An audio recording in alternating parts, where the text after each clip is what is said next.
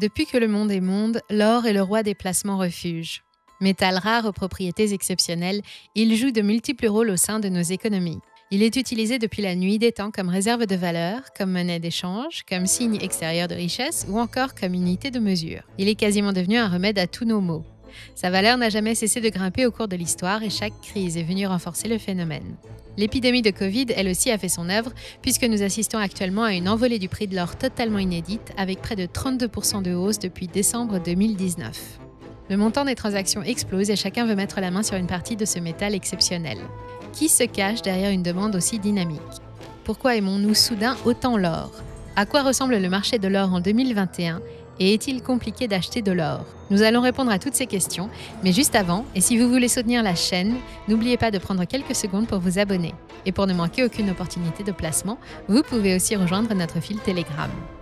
Rendez-vous dans le descriptif pour les liens et bienvenue sur Money Radar.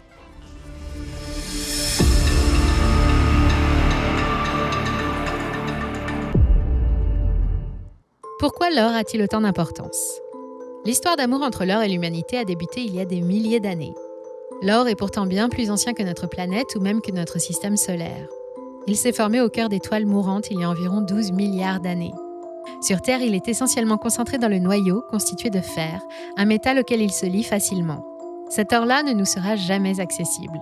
L'or que nous exploitons aujourd'hui est contenu dans la croûte terrestre à hauteur de 5 mg par tonne seulement. Il est arrivé sur Terre, il y a environ 4 milliards d'années, lors d'une intense pluie de météorites qui a duré plus de 200 000 ans, connue sous le nom de Grand Bombardement Tardif.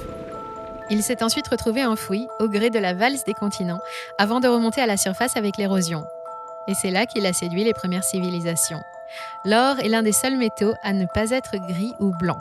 Sa brillance et son incroyable robe aux reflets dorés, qui rappellent l'éclat du soleil, attirent tous les regards.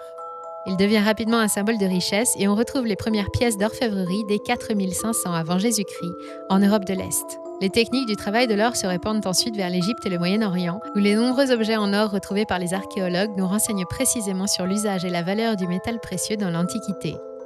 Ils nous révèlent que le rôle de l'or dans le développement de l'humanité a été essentiel. C'est lui qui a permis le développement des échanges commerciaux et qui est à l'origine de l'expansion de toutes les économies. C'est le symbole des puissants. Les couronnes et les sceptres des rois sont en or. L'Église se pare de dorures et d'objets précieux à mesure que sa puissance s'étend. De nos jours, l'or, c'est la réussite. Il récompense les plus belles performances. Il sert traditionnellement de valeur de référence et de placement refuge. C'est pourquoi il constitue l'essentiel des réserves des banques mondiales et des bas de laine des particuliers. Il est aussi utilisé dans de nombreux domaines, principalement la bijouterie, qui absorbe à elle seule environ la moitié de la production mondiale. Viennent ensuite la finance et à peu près toutes les industries fabriquant des produits électroniques et la médecine qui consomment le reste. Outre son éclat si particulier, l'or a des propriétés physiques et chimiques admirables. C'est d'abord un bon conducteur électrique et thermique.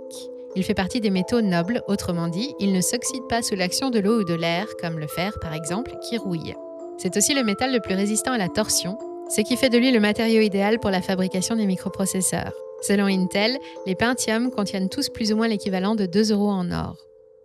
Actuellement, on extrait plus ou moins 3270 tonnes d'or par an des entrailles de la Terre, et les filières de recyclage qui en sont encore à leur balbutiement parviennent à produire environ 1200 tonnes. Nous n'en avons jamais extrait autant dans toute notre histoire. Les plus gros producteurs sont la Chine, l'Australie, la Russie, les États-Unis, le Canada et le Pérou. D'un autre côté, l'intégralité de ces nouvelles ressources sont consommées à 70% par 5 zones seulement.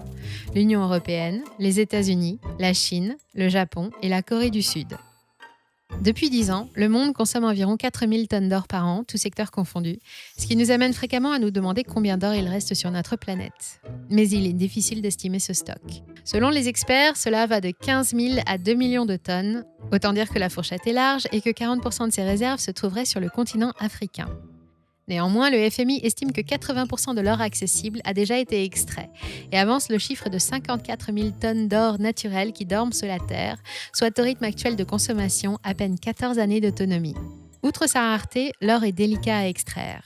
Dans la nature, il se lie souvent à d'autres métaux pour constituer des veines entre deux couches de roches, et l'en séparer nécessite d'employer des procédés chimiques complexes et risqués. Pour cela, on utilise principalement le cyanure, comme pour l'argent et le cuivre, un composé chimique extrêmement toxique et aux effets dévastateurs pour l'environnement. Le minerai rejeté après les opérations de séparation contient souvent d'autres éléments indésirables, mais naturellement proches de l'or, comme le mercure. Les activités minières sont régulièrement montrées du doigt pour la pollution qu'elles émettent et leur bilan carbone désastreux. Et ça, c'est uniquement pour la filière officielle. L'autre filière d'obtention de l'or, c'est le recyclage, mais lui non plus n'est pas encore parfaitement au point, notamment en ce qui concerne l'or électronique. Des recherches sont toujours en cours pour imaginer un circuit complet de son recyclage sans danger pour la nature ou pour l'homme. C'est le cas du projet Remetox, à l'étude OCNRS, qui n'utilise que de l'eau portée à haute température pour récupérer jusqu'à 200 grammes d'or contenu dans une tonne de carte-mère usagée sans produire de déchets toxiques. Bref, l'or est un trésor et il est cher payé. Sa rareté et une demande particulièrement soutenue ont fait exploser le prix de l'once, qui s'échangeait aux alentours de 300 € dans les années 2000, alors qu'il faut aujourd'hui débourser un peu plus de 1 500 €. C'est 400% de progression en 20 ans, soit un rendement annuel moyen de presque 20,5%. Voilà pourquoi l'or est devenu un enjeu stratégique. Sa valeur n'est pas corrélée avec l'économie et il est insensible à la plupart des crises. C'est même un actif antifragile car il a tendance à prendre de la valeur pendant les périodes de chaos, guerre, krach financier ou pandémie mondiale. L'or achète tout, il s'échange facilement, s'utilise comme unité de mesure et est universellement accepté. Il est donc tout naturel que la plus grosse part de la production après l'utilisation en joaillerie soit la finance. Selon le FMI, les banques mondiales détiennent actuellement 34 000 tonnes d'or physique. La plus grosse partie se trouve aux États-Unis, dans les coffres de la Fed, avec un peu plus de 8 133 tonnes. Viennent ensuite l'Allemagne, le Fonds monétaire international, l'Italie et la France avec 2 436 tonnes. Mais de plus en plus d'outsiders sont pris par la fièvre de l'or et se lancent dans l'augmentation de leurs réserves en métal précieux.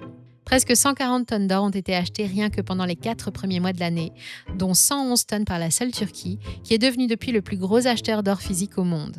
Le Brésil a lui aussi ajouté en juin dernier 41,8 tonnes d'or physique supplémentaires dans ses coffres, réalisant la plus grosse transaction sur le marché depuis l'an 2000.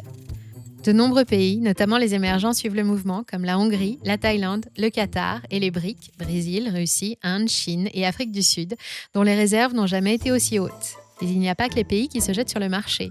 Les banques centrales et les fonds de pension achètent aussi à tour de bras. 650 tonnes d'or physique en plus pour les premières l'année dernière et de nombreux produits dérivés pour les seconds qui envisagent cette année d'augmenter à nouveau leurs allocations en or, devenus particulièrement attractifs. Évidemment, tous ces mouvements ne sont pas passés inaperçus et les experts se sont posé la même question que vous. Que se passe-t-il ? Pourquoi le monde entier s'est-il soudain transformé en écureuil et ressent un tel besoin de faire autant de réserves ? D'abord, il y a les craintes actuelles sur le dollar. Et la plupart des investisseurs savent que l'or constitue une très bonne couverture contre l'inflation américaine et la dépréciation du dollar. C'est même l'un de ses rôles fondamentaux. Pour résumer la situation, les États-Unis sont entrés dans une période inflationniste, exacerbée par la crise sanitaire et son cortège de mesures de soutien à l'économie qui coûtent cher au pays. Or, ces mesures ont été intégralement financées par la dette, autrement dit par l'impression de nouveaux billets verts en abondance, ce qui fait monter les prix. Parallèlement, l'immobilier flambe et devient hors de portée pour la plupart des ménages, des biens achetés par les institutionnels à la tête de montagnes de liquidités en dollars qui souhaitent s'en débarrasser au plus vite pour un actif plus stable. Et pour couronner le tout, le prix de l'essence atteint un plancher historique. Le pétrole de schiste bouillonne aux États-Unis et fait s'effondrer les cours du baril à moins de 30 $. Le président de la Fed, Jerome Powell, n'a pas cessé de rassurer les marchés à chacune de ses dernières interventions publiques. Pour lui, l'inflation n'est que passagère et il garde la confiance des Américains. Pourtant, il est maintenant clair qu'il ne s'agit pas d'une situation temporaire, mais bien d'une entrée en récession qui se profile, causée par une politique monétaire bien trop accommodante et qui ne devrait pas changer avant octobre. Résultat, la crainte de voir la valeur du dollar s'effondrer pousse les détenteurs à s'en séparer, et cette arrivée massive de dollars sur les marchés alimente encore plus la baisse. Pour couronner le tout, la pandémie de Covid-19 n'est pas maîtrisée et l'apparition d'un nouveau variant Gamma laisse planer le doute sur l'efficacité de la stratégie vaccinale, seule solution envisagée dans la plupart des pays, y compris les États-Unis. Les temps ne sont pas à la fête et dans ces cas-là, le seul actif sans risque de contrepartie, la véritable assurance anti-inflation, anti-crise, anti-fragile et anti-misère, c'est l'or. Voilà pourquoi maintenant plus que jamais on se l'arrache et voilà pourquoi il devient urgent pour les banques centrales et les grands fonds d'investissement de s'en procurer en grande quantité, quitte à ne laisser que quelques miettes aux autres investisseurs, particuliers et entreprises, vous et moi. Acheter de l'or est plus contraignant que d'investir dans une action ou déposer de l'argent sur un compte à terme. L'achat ou la vente et la détention d'or par des petits détenteurs sont strictement encadrés par la législation depuis 2014. En France, hormis les bijoux, les antiquités ou les œuvres d'art, vous devez montrer patte blanche et justifier votre identité et votre lieu de résidence pour pouvoir acheter ou vendre quelques grammes d'or. Pour être garanti, les transactions doivent obligatoirement passer par l'intermédiaire d'un professionnel soumis à la réglementation. Ainsi, l'État peut-il surveiller et estimer en direct la quantité d'or détenue par la population sur le territoire national. La fiscalité a également évolué et la détention d'or, comme la plus-value réalisée, sont taxées. Bien qu'il soit parfaitement réglementé et organisé, le marché de l'or reste discret et difficile d'accès pour les petits investisseurs. C'est un petit marché d'à peine 320 milliards de dollars réservé aux professionnels et aux intermédiaires. Bref, détenir de l'or, ça se mérite. Le problème de l'or papier. De nombreux investisseurs, séduits par ses avantages mais rebutés par les contraintes qu'impose l'or physique, se sont reportés sur les produits dérivés, ce que l'on appelle de l'or papier. Ce sont des instruments financiers qui imitent les performances de l'or, mais qui n'en sont pas vraiment. Acheter de l'or papier, c'est acheter un ticket échangeable contre de l'or. Prenons l'exemple de l'un des plus célèbres de ces tickets, le fameux Future, ou en français le contrat à terme. Henri aimerait acheter de l'or aujourd'hui, mais il ne dispose pas de suffisamment de fonds et il ne veut pas s'embêter à se déplacer jusqu'au guichet de sa banque.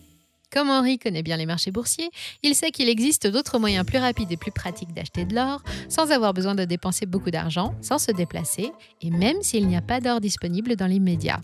Il va acheter de l'or papier. Henri signe un acte d'achat futur, le fameux contrat à terme. Pour schématiser, il promet à son revendeur de lui acheter 1 kilo d'or dans un an au prix actuel de 50 000 € en versant aujourd'hui un acompte de 30%. En échange, son revendeur encaisse l'acompte et il a un an pour lui trouver 1 kilo d'or pur qu'il lui vendra pour 50 000 €, même si entre-temps sa valeur est passée à 65 000 €. Dès la signature jusqu'à sa date d'échéance, le contrat devient négociable sur un marché secondaire. Il peut donc se revendre au plus offrant. À la fin d'année, si Henri n'a pas revendu le contrat, il va recevoir 65 000 € d'or qu'il n'aura payé que 50, en ne déboursant réellement que 15. C'est ce que l'on appelle l'effet de levier. Et les investisseurs aiment l'effet de levier, surtout s'il concerne l'or, un actif qui dans l'imaginaire collectif ne fait que grimper. Et tout le problème est là. Le succès de l'or papier est tel que le marché a été multiplié par 2 en volume depuis 2019 et que c'est devenu le seul facteur de hausse du marché. Mais les trackers basés sur l'or, comme le célèbre Gold State Street, qui détient plus de 1200 tonnes d'or, ne détiennent en réalité rien du tout. Beaucoup d'investisseurs qui n'ont pu accéder à l'or physique pour quelque raison que ce soit, ou qui ont choisi les instruments financiers basés sur l'or, n'en verront jamais la couleur si la moitié des porteurs demandaient à obtenir leur contrepartie en pépites sonnantes. Le montant des contrats futures sur l'or, des certificats et des trackers dépasse largement le stock d'or réel et en gros, il n'y en aura pas pour tout le monde. L'or papier ne garantit pas la contrepartie en or physique. Et beaucoup d'investisseurs l'ignorent, mais pas les experts, ni les banques centrales. Et voilà pourquoi les récents achats d'or par les grandes institutions financières dépassent l'imagination. L'or et l'argent sont donc beaucoup plus exposés aux manipulations de marché des institutions. Et le dernier exemple en date est le flash crash qu'ils ont subi récemment, faisant chuter le cours de plus de 70 $ lors de l'ouverture des bourses asiatiques. Vous l'aurez compris, l'or dont nous parlons depuis tout à l'heure, celui qui fait monter la fièvre et constitue un vrai rempart contre la crise, c'est l'or physique. Celui que l'on peut toucher, porter, sentir et même croquer. En pièces, en lingots, en bijoux, en pépites, peu importe la forme, seul l'or physique a une valeur réelle, idéalement celui détenu en dehors du système financier. En langage écureuil, on appelle cela thésauriser. Oui, mais alors peut-on encore acheter de l'or physique ? Bien sûr. Mais il y a une procédure à respecter et la détention d'or entraîne un certain nombre de contraintes, comme de prévoir un lieu sûr pour l'entreposer dans de bonnes conditions. Le plus simple est d'acheter des bijoux ou d'autres objets précieux en veillant à ne choisir que de l'or 24 carats ou 999 millièmes, un or pur à 99,9%. En France, les bijoux en or doivent porter un poinçon qui authentifie sa qualité. La majorité des bijoux étant en or 18 carats, soit 750 millièmes, c'est le poinçon à tête d'aigle contenu dans un hexagone que l'on rencontre le plus souvent, mais il en existe 8. Si vous souhaitez en apprendre plus sur la façon de reconnaître l'or, nous vous avons réservé un lien dans le descriptif. Il est aussi possible d'acheter plus facilement de l'or physique ou tout autre métal précieux via des courtiers réglementés sur Internet, comme le site or.fr dont vous trouverez le lien en description. Vous pouvez également passer par le comptoir physique d'un intermédiaire agréé pour acheter des lingots et des pièces de monnaie, comme le comptoir de l'or ou votre banque par exemple. Ils vous garantiront un prix juste sur un marché dont le prochain objectif de cours est fixé à 2 000 $ l'once, soit 1 700 €. Si notre vidéo vous a plu, n'hésitez pas à la commenter et à cliquer sur j'aime et à la partager autour de vous. Enfin, n'oubliez pas que le meilleur moyen de soutenir notre chaîne, c'est de vous abonner pour encore plus d'actualités, d'avis et de comparatifs. Et pour être sûr de ne manquer aucune opportunité d'investissement, rejoignez-nous sur notre fil Telegram. C'était Moni Radar, à très bientôt.